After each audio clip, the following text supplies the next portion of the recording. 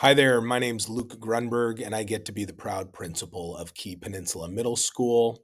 This is our school improvement plan presentation for the 25-26 school year. I'm excited to share with you our goals for improvement, a little bit of where we've been and where we're heading with some specifics in what our team is working on this year. To start out, our KPMS vision and mission. Our vision is again to inspire and empower every child every day. How we do that is to nurture growth, curiosity, and collaboration in all students while embracing diversity, fostering passion, and developing inclusive community connections. An overview. On the left, you'll see our 2024-25 SBA data for ELA, math, and attendance. For ELA and math, our goal is to raise proficiency by 6%. So for ELA, that would take us to 48.7% proficiency this school year. For math, 39.3% proficiency. And then for attendance, an increase by 5%.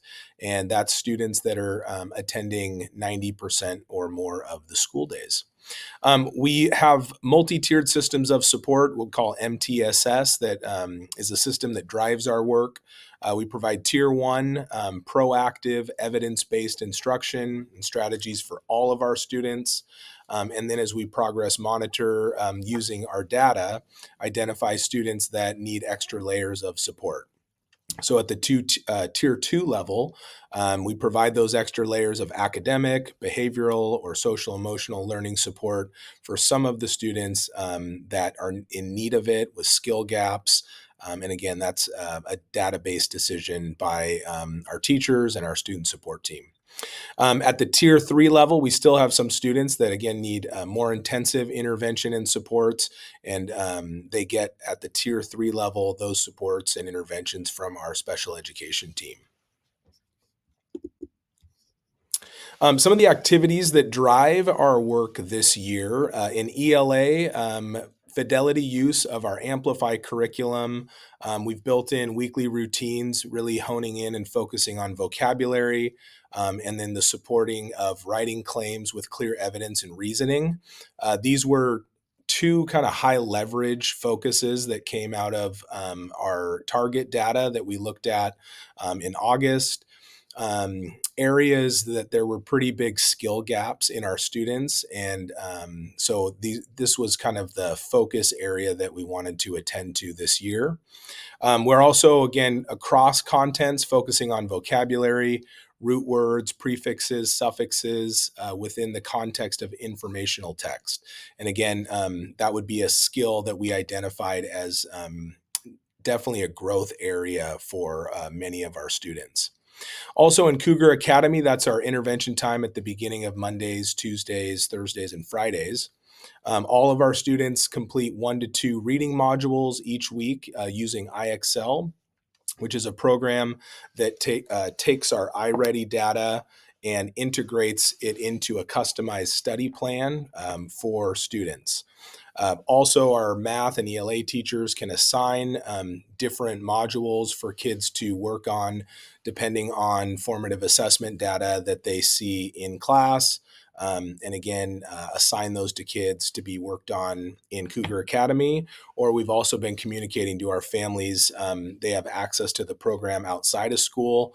So leveraging as much time and intensity on those skill gaps, we believe will move the needle for sure and support kids. Also, we have co-taught ELA classes for identified students that need extra instructional support, small group instruction, and intervention.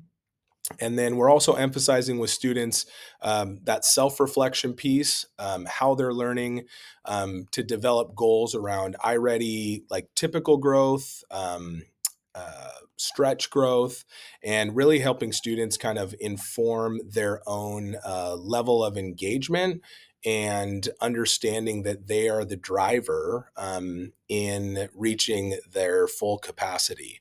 So those are our ELA strategies for the 25-26 school year. When it comes to math, very similar. Again, we're a fidelity use of our illustrative math curriculum. Our math team is focused on a daily routine related to fact fluency and number sense.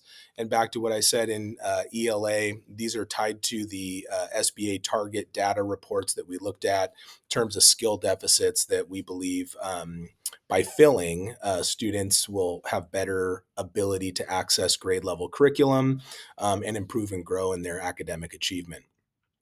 We also in math do workshop Wednesdays. So this is an opportunity for students to get small group in class intervention tailored to their skill gaps. And again, that's based on ongoing formative assessment by the teacher.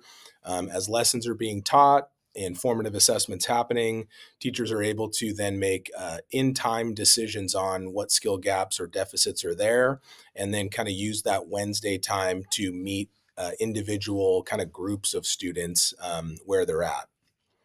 Also, again, Cougar Academy, very similar. IXL students complete 1 to 2 math modules as well. So they do math and reading intervention with IXL in Cougar Academy.